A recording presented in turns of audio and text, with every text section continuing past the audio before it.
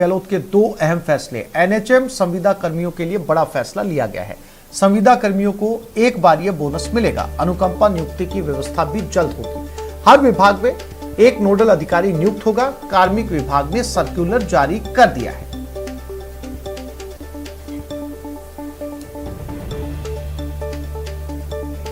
और इस खबर पर ज्यादा जानकारी के लिए बात करते हैं हमारे संवाददाता दिनेश शर्मा के साथ। दिनेश, एनएचएम संविदा कर्मियों के लिए अच्छी या राहत की खबर इसे कहा जा सकता है? बिल्कुल, देखिए आसिफ, अलग अलग वर्गों के लिए मुख्यमंत्री के जो फैसले हैं वो काफी महत्वपूर्ण है। चाहे वो जिन लोगों की अनुकंपा नियुक्ति का मामला है उनके लिए फैसला हो, क्योंकि एक महत्वपूर्ण फैसला मुख्यमंत्री ने किया है कि हर विभाग में अब नोडल अधिकारी और केस प्रभारी नियुक्त किया जाएगा, क्योंकि अनुकंपा नियुक्तियों में जो है वो विलंब के मामले बड़े तादाद पर सामने आते हैं और जल्दी से जल्दी इन केसों का निस्तारण हो, इसके लिए ये व्यवस्था की जा रही है। जो विभाग का वरिष्ठ अधिकारी है वो नोडल अधिकारी होगा और इसके साथ ही केस प्रभारी भी उसी विभाग का कर्मचारी होगा। तो ये लोग तय करेंगे कि तय समय सीमा के तहत 45 दिन की तय समय सीमा में उसका अनुकंपा नियुक्ति जो है उस कर्मचारी को मिल जाए। दूसरा जो महत्वपूर्ण फैसला है वो यही कि एनएचएम के जो संविदा कर्मी हैं उन्हें एक बार ये बोनस देने का निर्णय लिया गया है। अलग अलग वर्षों की सेवा के अनुसार अलग अलग बोनस जो है वो दिया जाएगा। जो 10% और 15% दो कैटेगरी में ये बोनस बांटा गया है और पहले जो कर्मचारी ये लाभ ले चुके हैं उन्हें इसका लाभ नहीं मिलेगा। तो ये एक महत्वपूर्ण फैसला है मुख्यमंत्री अशोक गहलोत का। एक और जो फैसला है सीएम गहलोत ने जो किया है वो ये कि निजी भूमि के जो खातेदार होते हैं और उनकी रजिस्टर्ड सहमति धारक जो होते हैं वो अब खनन पट्टा और क्वारी लाइसेंस ले सकेंगे। तो इसके लिए मुख्यमंत्री ने जो है नियमों में संशोधन के प्रस्ताव को मंजूरी दी है और राजस्थान अप्रधान खनिज रियायत नियमावली जो है उसमें संशोधन इसके लिए किया जाएगा। तो ये भी एक महत्वपूर्ण फैसला है। एक और जो फैसला किया गया है वो ये कि निर्माण क्षेत्र से जो ताल्लुक रखती हैं सूक्ष्म और लघु इकाइयां और जो रुग्ण इकाइयां हैं यानी बीमार जो इकाइयां हैं उनके लिए स्टाम्प ड्यूटी में छूट के प्रस्ताव को सीएम गहलोत ने मंजूरी दी है। इसमें जो है वो स्टाम्प ड्यूटी में जो है वो 100% तक की रियायत दी जाएगी और साथ ही अधिकतम सीमा जो है वो जी दिनेश, जानकारी के लिए आपका धन्यवाद।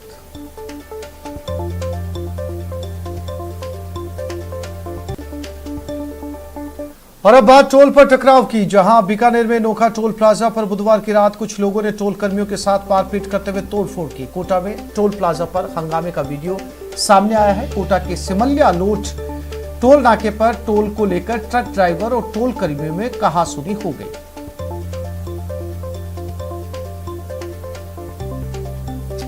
सबसे पहले तस्वीर दिखाते हैं बीकानेर के नोखा की, जहां टोल प्लाजा पर जमकर बवाल हुआ। बदमाशों ने टोल कर्मियों के साथ मारपीट की और जमकर उत्पात मचाया। सीसीटीवी फुटेज में आप देख सकते हैं कि कैसे तेज रफ्तार गाड़ी आती है और बैरिकेडिंग को टक्कर मार देती है। दरअसल शाम को गाड़ी वाले से टोल देने को लेकर विवाद हुआ था। उस वक्त तो गाड़ी वाले बहस करके चले गए, लेकिन रात करीब 11 बजे कुछ लोग आए और टोल कर्मियों से मारपीट की, जिसमें कुछ टोल कर्मियों को चोटें आई हैं। फिलहाल पुलिस सीसीटीवी खंगाल कर बदमाशों की तलाश में है।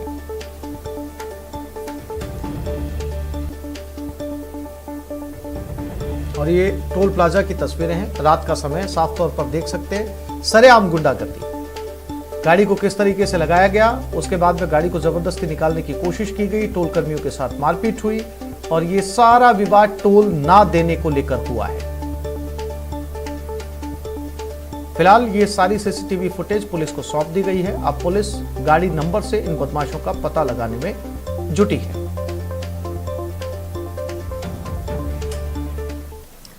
कोटा में टोल प्लाजा पर हंगामे का वीडियो सामने आया। घटना 7 दिनों पुरानी बताई जा रही है। जानकारी के मुताबिक कोटा के सिमलिया टोल नाके पर टोल को लेकर ट्रक ड्राइवर और टोल कर्मियों में कहासुनी हो गई, जिसके बाद टोल कर्मियों ने ट्रक चालक के साथ मारपीट की, जिससे उसकी आंखों में गंभीर चोट आई। ट्रक ड्राइवर भी नशे में था और टोल कर्मियों के साथ गाली गलौज कर रहा था। मारपीट की खबर पाकर पुलिस मौके पर पहुंची और मामला रफा दफा किया। मामले में किसी ने कोई रिपोर्ट दर्ज नहीं कराई। मारपीट का ये वीडियो अब सोशल मीडिया पर वायरल हो रहा है।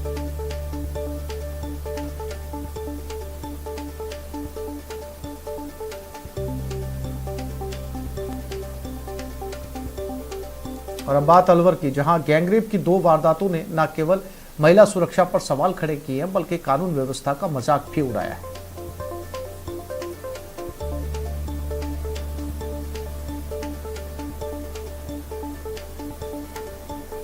अलवर में गैंगरेप की एक सनसनीखेज वारदात सामने आई। घटना एमआई थाना इलाके की है, जहां 19 साल की युवती को अगवा कर 7 लोगों ने 3 अलग अलग जगहों पर ले जाकर उसके साथ दुष्कर्म किया और फिर बेहोशी की हालत में उसे रोड किनारे फेंककर फरार हो गए।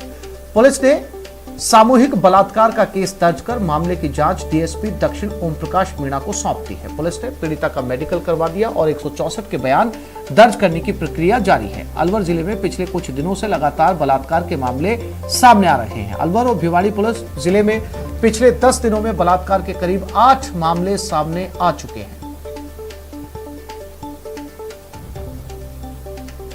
डिप्टी एसपी रामगढ़ ओम प्रकाश मीणा कर रहे हैं और इसमें उसके 161 के बयान मेडिकल और 164 के भी सम्मन हमने जारी करा दिए हैं। कोर्ट के आदेशानुसार जैसे ही डेट मिलती है, आज की या कल की, तो उसके कोर्ट के सामने ही बयान। एक के बाद एक गैंगरेप की घटनाओं के लिए अलवर लगातार सुर्खियों में है। जिले के रामगढ़ थाने में 16 साल की नाबालिग के साथ गैंगरेप की घटना ने एक बार फिर अलवर को शर्मसार किया है। जानकारी के मुताबिक पानी लाने गई 16 साल की नाबालिग को 4 लोगों ने अगवा कर लिया और फिर किशनगढ़ बास ले जाकर उसके साथ रेप किया। इस बीच 3 आरोपियों को गांव वालों ने पकड़ लिया, जबकि चौथा फरार है। लड़की के पिता ने इसको लेकर केस दर्ज कराया, जिसमें उसने 4 लोगों को आरोपी बनाया है। पीड़िता के मुताबिक उसे धमकी देकर बुलाया गया, फिर पंचायत कर पकड़े गए 3 लड़कों को छोड़ दिया गया, जबकि मेरी लड़की खेतों में पड़ी मिली। वहीं पुलिस ने कहा कि केस दर्ज कर लिया गया है और पीड़िता के मेडिकल के बाद आगे की कार्रवाई की जाएगी।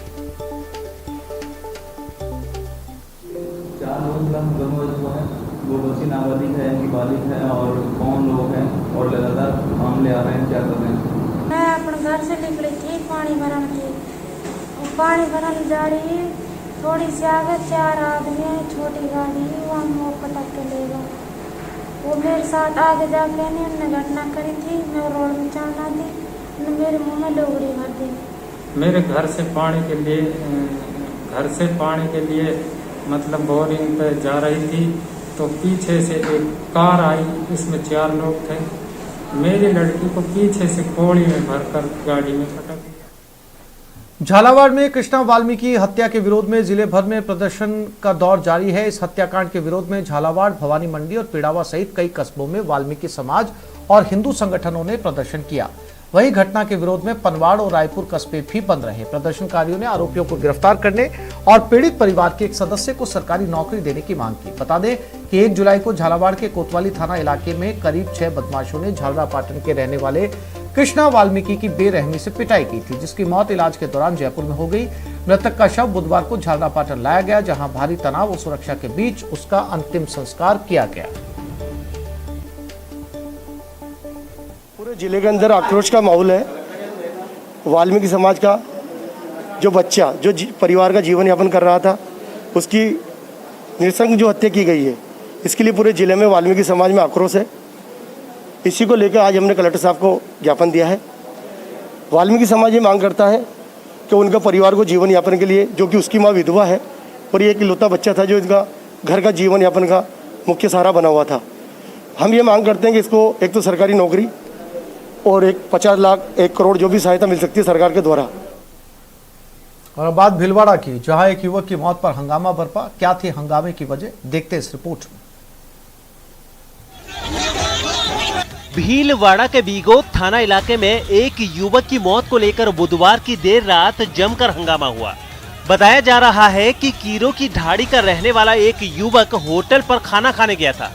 इसी दौरान वहां नाइट कर्फ्यू के चलते बाजार बंद करने पुलिस की एक टीम पहुंच गई।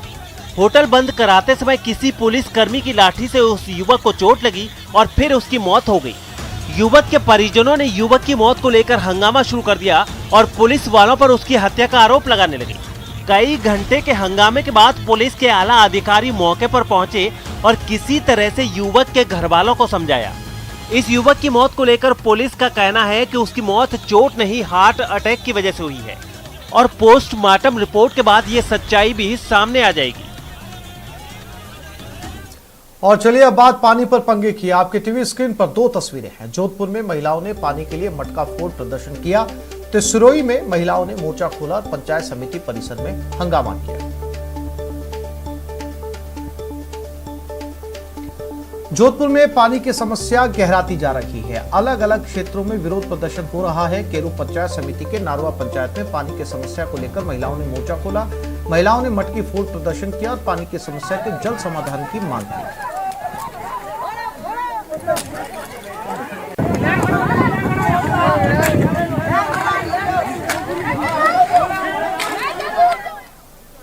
सिरोही में भी पानी के लिए जमकर प्रदर्शन हुआ। शिवगंज पंचायत समिति परिसर में महिलाओं ने सरपंच के खिलाफ नारे लगाए और पानी की समस्या के समाधान की मांग की। महिलाओं का आरोप है कि अवैध कनेक्शन की वजह से उन्हें पानी नहीं मिल पा रहा।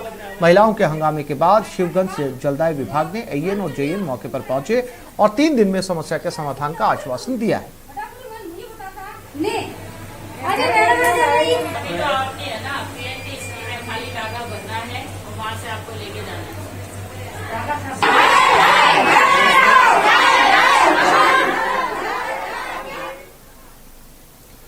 पहले आप ये तस्वीरें देखिए। तस्वीरें देखने के बाद आप समझ जाएंगे।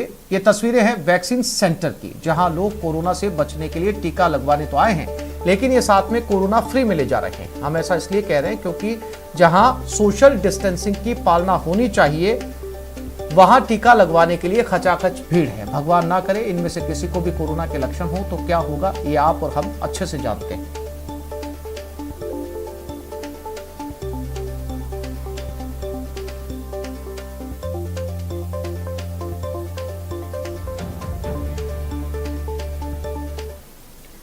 नेटवर्क 18 फेडरल बैंक संजीवनी गाड़ी भारत के कोविड प्रभावित जिलों में जा रही है। वैक्सीन के लिए जागरूकता फैलाने की हमारी इस मुहिम को आप भी अपना सहयोग दीजिए। चलिए आपको दिखाते हैं संजीवनी गाड़ी अब तक कहां गई और आज कहां है।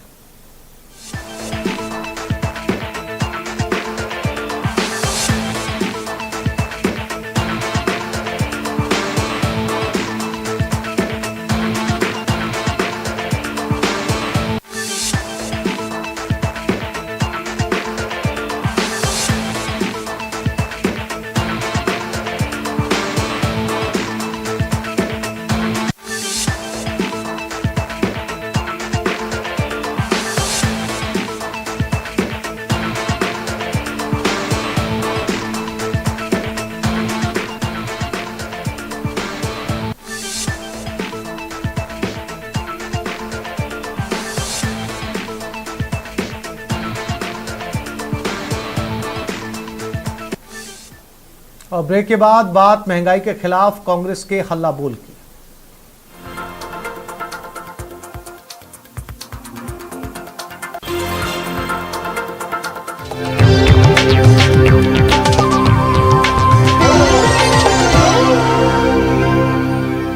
वहीं केंद्र की नीतियों के खिलाफ कांग्रेस ने आज भी हल्ला बोला। कांग्रेस ने आज हस्ताक्षर अभियान चलाया। पेट्रोल डीजल की बढ़ती कीमतों पर मोदी सरकार को घेरा।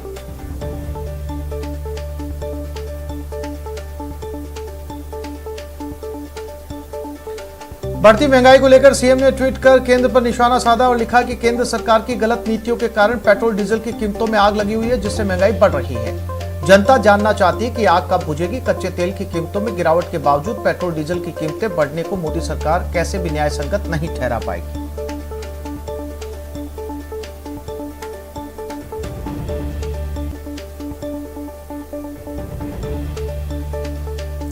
राजधानी जयपुर में आज कांग्रेस कार्यकर्ताओं और जोशी समर्थकों की ओर से मुख्य सचेतक डॉक्टर महेश जोशी के पक्ष में शांति मार्च निकाला गया। इस पूरे शांति मार्च से शांति नदारद रही और केवल शोरगुल नजर आया। इतना ही नहीं, इस मार्च में कोरोना गाइडलाइंस की भी खूब धज्जियां उड़ी। इस मार्च में कई लोग बिना मास्क के नजर आए तो सोशल डिस्टेंसिंग भी नदारद रही। बड़ी संख्या में कांग्रेस कार्यकर्ता और जोशी समर्थक इस मार्च में शामिल हुए।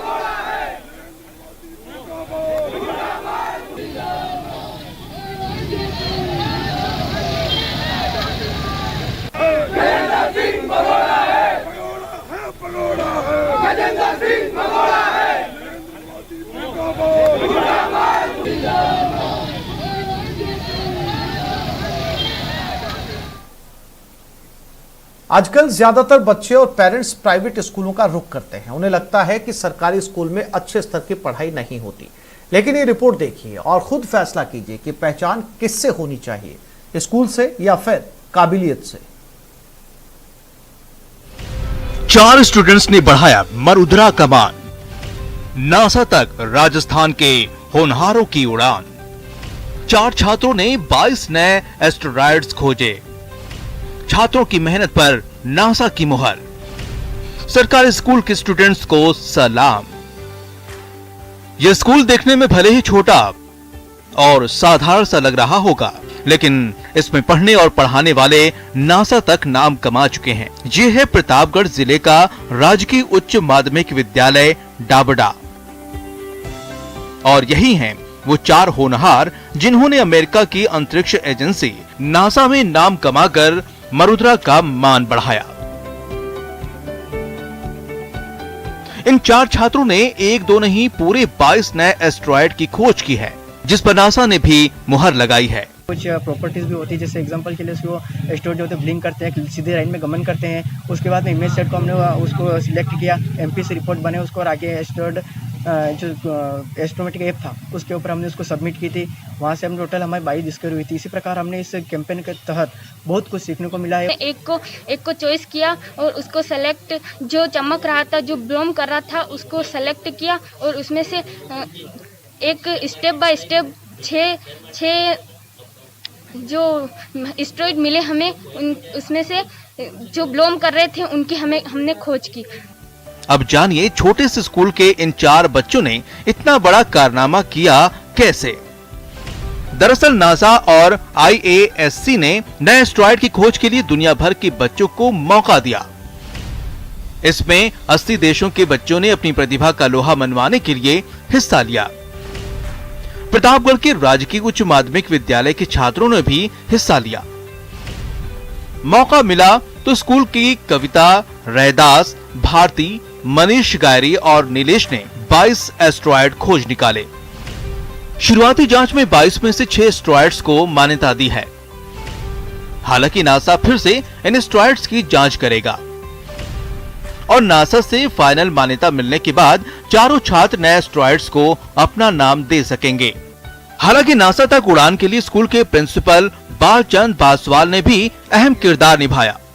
हर तरीके से बच्चों को सपोर्ट किया और बच्चों ने भी मरुद्रा का नाम रोशन कर दिखाया। और उनका पुनः परीक्षण किया जाएगा। पुनः परीक्षण पश्चात जब वह अंतिम सूची में आएंगे तो उनमें से जितने भी ग्रह बिल्कुल नए होंगे उन्हें हम अपना नाम दे पाएंगे। हम इसकी एक बहुत बड़ी उपलब्धि मानते हैं। एक तो ग्रामीण क्षेत्र और ऊपर से आदिवासी बाहुल्य जिला, ऐसी जगह से बच्चों की इतनी बड़ी उपलब्धि सचमुच गौरवान्वित करती है। इन 4 बच्चों ने साबित कर दिखाया है कि कुछ भी नामुमकिन नहीं, बस एक मौका और मेहनत को सही समय मोटिवेशन चाहिए। प्रतापगढ़ से न्यूज़ 18 राजस्थान के लिए चंचल सनाडे की रिपोर्ट। 14 जुलाई से शिक्षा विभाग में तबादलों पर लगे बैन हटाने के ऐलान के साथ ही शिक्षकों की उम्मीद परवान चढ़ने लगी है। किसी को मनपसंद जगह पर तबादला चाहिए तो कोई अपनी घर वापसी की आस लगाए बैठा है। आखिर तबादलों पर सरकार का यह फैसला इतना अहम क्यों है, देखते हैं इस रिपोर्ट में। तबादलों पर लगी रोक हटी, होगी मुराद पूरी। 1.5 लाख शिक्षकों को तबादलों का इंतजार। सरकार द्वारा 14 जुलाई से तबादले खोले गए हैं। इसका शिक्षक संगठन स्वागत करता है। शिक्षकों में काफी आस है, काफी इंतजार कर रहे थे तबादलों के लिए। जब से कांग्रेस सरकार बनी है तो उन्होंने तबादले केवल प्रिंसिपल और लेक्चरर के किए थे, नीचे 2nd ग्रेड और 3rd ग्रेड के तबादले नहीं किए गए। राजस्थान में मॉनसून की बारिश भले ही नहीं हुई है, लेकिन तबादलों का इंतजार कर रहे शिक्षकों के लिए उम्मीदों की बारिश जरूर शुरू होने वाली है। हम लोग जो 3 साल वाली शर्त को हटा दिया गया है, तो अब जो ही इसका इम्प्लीमेंट होगा तो हम लोग शिक्षा विभाग में कितने 3rd ग्रेड के कहाँ माध्यमिक शिक्षा में, एलिमेंट्री में खाली हैं और किस प्रकार से हम ये कर सकते हैं, ये हम पूरे विभाग की तरफ से पूरी समीक्षा करने के उपरांत हम इस बात को 14 तारीख तक चर्चा करके और फैसला करेंगे। सरकार के इस फैसले का इंतजार सभी को था, लेकिन इसका सबसे ज्यादा फायदा 3rd ग्रेड शिक्षकों को होने वाला है। राजस्थान शिक्षक एवं कर्मचारी संघ समायोजित मांग करता है कि 3य श्रेणी शिक्षकों के स्थानांतरण की प्रक्रिया को भी स्पष्ट किया जाए, जिससे कि असमंजस की स्थिति हट सके। इससे पहले 2018 में 3rd ग्रेड शिक्षकों के तबादले किए गए थे। कांग्रेस सरकार बनने के बाद तबादले के लिए आवेदन नहीं मांगे गए। राज्य में मौजूदा वक्त में 2 लाख से ज्यादा 3rd ग्रेड शिक्षक हैं। एक दशक में थर्ड ग्रेड शिक्षकों के तबादले 2010 और 2018 में ही किए गए। डार्क जोन और टीएसपी क्षेत्र के 60,000 शिक्षक तो बरसों से तबादले का इंतजार कर रहे हैं। लेक्चरर, हेडमास्टर और प्रिंसिपल के तबादले इसी साल जनवरी माह में किए गए, लेकिन वरिष्ठ अध्यापकों व तृतीय श्रेणी के अध्यापकों को तबादलों से अछूता रखा गया। इसलिए अब की बार तबादलों की शुरुआत ही तृतीय श्रेणी के शिक्षकों और वरिष्ठ अध्यापकों से की जाए। सरकार ने अब तक चली आ रही कुछ सेवा शर्तों को हटाकर भी शिक्षकों को बड़ी राहत दी है। नियुक्ति पंचायत राज में होके 3 साल उसको पंचायत राज में रहना अनिवार्य था, फिर सीनियरिटी से वो लोग जाते थे। अब हम 3 साल की शर्त को समाप्त कर दिया गया है, जाएंगे सीनियरिटी से ही, लेकिन वो 3 साल की शर्त समाप्त होगी। जब तबादलों पर लगी रोक हटी तो उम्मीदें भी परवान चढ़ने लगी हैं। शिक्षकों को उम्मीद है कि सरकार अगर उनकी समस्याओं पर सही तरीके से ध्यान दे तो उन्हें घर वापसी का भी फायदा मिल सकेगा। द्वितीय श्रेणी की पिछली बार करीब 35,000 आवेदन सरकार के पास है, उनमें से भी एक भी तबादला नहीं हुआ था। इससे शिक्षकों में रोष है। अगर सरकार इनका कैलेंडर जारी करके अगर पिरामिड के तौर पर अगर सरकार ये चालू करती है तो निश्चित रूप से शिक्षकों को अपने घर जाने की आस लगेगी। शिक्षा विभाग में तबादले हमेशा से चर्चा में रहे हैं। अब करीब 3 साल बाद जैसे तबादलों का मौसम आया तो ये तय है कि कुछ के अरमान पूरे होंगे तो कई ऐसे भी होंगे जिनकी शिकायत इस बार भी बरकरार रह जाएगी। जयपुर से न्यूज़ 18 राजस्थान के लिए महेश दाधीच की रिपोर्ट।